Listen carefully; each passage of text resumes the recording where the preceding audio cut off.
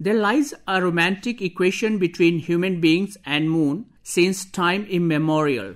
The moon, out of the entire galaxy, has been the center of attraction for the fox. The enchanting spark of moon connects to human heart in such a way that the mortals are ready to open themselves up before it. And the time gave them an opportunity to being togetherness. This romance continues until the curiosity of human chest falls on it, and on July 20, 1969, the first human being landed on the moon.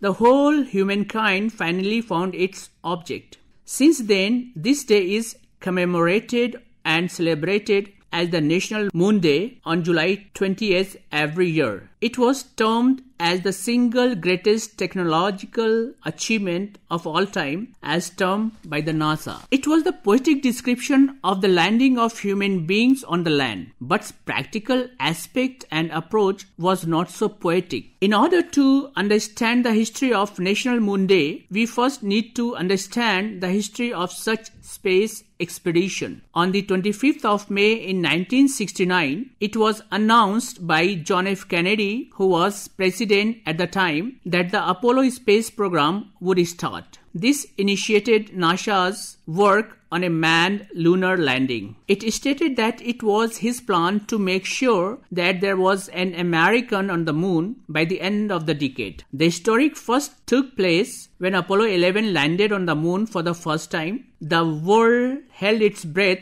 when 3 men became the first humans to step onto the surface of the moon. However, it was not all system go, as NASA ended their Apollo program with Apollo 17. This was the final moon landing mission, which happened in 1972. Every success comes after a great approach and preparation. Let's have a look about the preparation for this mission. Now, once again, we shall throw some lights on the preparation of the first moon landing mission Apollo 11. In the beginning of the month, on June 3, Neil A. Armstrong, Edwin Buzz, and Michael Collins met with the astronauts who had flown on Apollo 10. And they were Thomas P. Stafford, A. Kernan, and John W. Young. Because Apollo 10 was a dress rehearsal for the moon landing mission, the trio of astronauts were the obvious people to consult before the launch. A couple of days later, Aldrin and Armstrong got some extra practice when they completed simulations of the extravehicular activity they would conduct on the moon. On June 11, Apollo 11's mission was finally set when Lieutenant General Sam C. Phillips, the Apollo program director at NASA, formally announced that NASA intended to land on the moon a month later, assuming all pre-flight activities went smoothly. As the days went on, the astronauts continued to train, and the vast supporting staff at NASA worked tirelessly to ensure the mission's success and the safety of the crew. Between June 14 and 16, Armstrong completed 8 flights with the lunar landing training vehicles, which finished his training with the craft. Also on June 16, the astronauts simulated the arrival of mobile quarantine facility, an airstream trailer that would house the returning crew members in isolation to ensure they didn't bring back any infection from the moon. The next day, June 17, leaders across the agency gathered at Kennedy Space Center for the Flight Readiness Review. The review covered all aspects of launch and mission to determine if they were ready to move forward to the countdown demonstration test, a dry run for launch countdown. The review went well and the test was completed in early July. Now, it was the final mission to land on the moon. Meanwhile, the astronauts continued to train, including Armstrong, Aldrin, rehearsing their lunar surface extravehicular activity. By this time, in 1969, NASA hadn't only made it clear that the agency intended to land these astronauts on the moon in July, but personnel had also completed just about all of these necessary steps to make it happen. The month leading up to Apollo 11's success highlights just how many people were involved in the mission.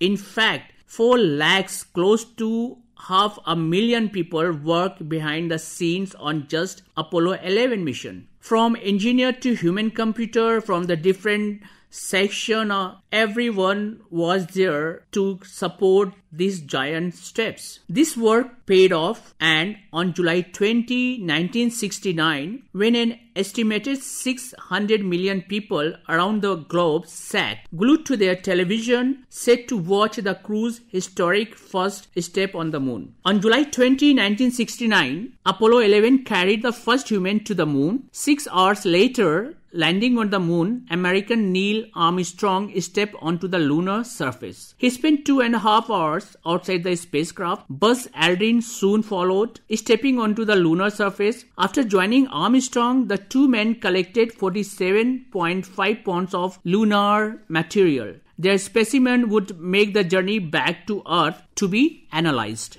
In the command module, a third astronaut waited. Pilot Michael Collins remained alone in orbit until Armstrong and Aldrin returned. In this mission, there were so many technology that were used first time and now which are the very important part of our life today. Here is a small selection of Apollo technology still in use 50 years after the first moon landing. And one of them is digital flight controls. Maybe the clearest illustration of Apollo's contribution to the state of the art is the digital fly-by-wire control system that guided its path. The technology was unheard of at the time, but it is now integral to airliners and even found in most cars. And nowadays, each and every one of us is totally acquainted to this technology. But once it was new in science arena. Second technology which was of high importance was food safety. One of the many problems NASA faced planning space mission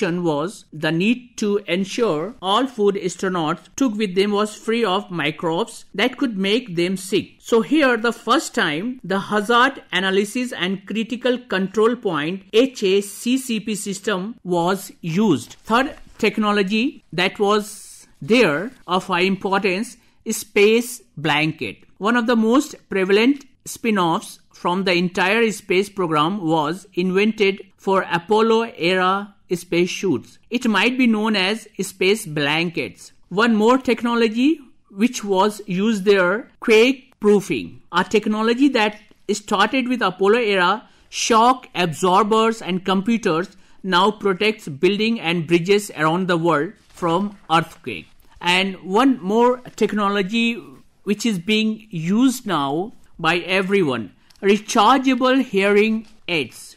Even decades after the moon landing, now spin-offs technologies from the Apollo program continue to arrive on the market. The world's first practical rechargeable hearing aid batteries, which debuted in 2013, built on extensive work NASA did during and after Apollo. Finally, I will say there is a will, there is a way. For those who are unaware, it was John F. Kennedy, an American politician who served as the 35th President of the United States from 1961 until his assassination near the end of his third year in the office in 1963. It was President Kennedy's wish to land humans on the moon. Back in 1961, the United States had just started attempting to put people in space. That's when Apollo 11's mission decided to land humans on the moon.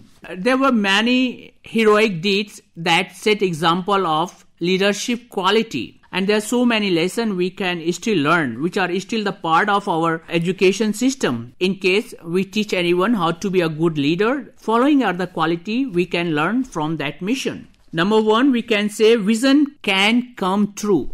John F. Kennedy's memorable 1962 moon speech set forth the vision of Apollo. It included the famous "because it is hard" acknowledgement and the equally inspiring charge that to do all this and do it right and do it first before this decade is out. Then we must be bold. Some 57 years later, vision, boldness and motivation they generate in others remain essential tool by which leaders take organization to great heights. Their absence can create insurmountable barriers to growth. Second lesson we can learn, teamwork. The 3 Apollo 11 astronauts were not close friends. They had different personality, but for a team, they dissolved their personality, making this mission stronger, more powerful, and more effective. Third lesson we can learn from this mission is of high importance, confidence. Yes, they believe in their system in spite of all the risk. Fourth lesson, we need many greats like Neil Armstrong. Fifth one, command decision count. The legend is indeed the fact.